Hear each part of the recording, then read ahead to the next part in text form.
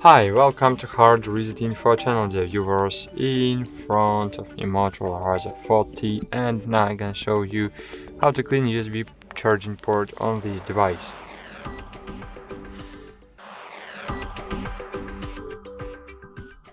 So to do it with household items, I suggest you use an old toothbrush which you no longer use, or just use your normal toothbrush, but you need to buy the new one for your teeth. Okay.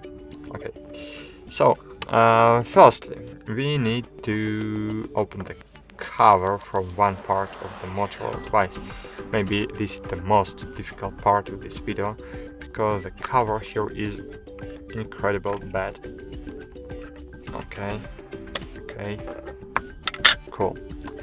And now insert. Oh, it's very slim. It's like iPhone 6. Oh my god.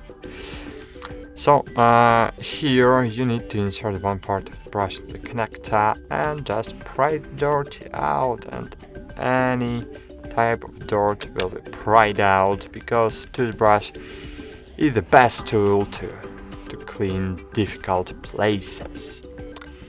Maybe you know. That's it. Thanks for watching. Close your cover and bye.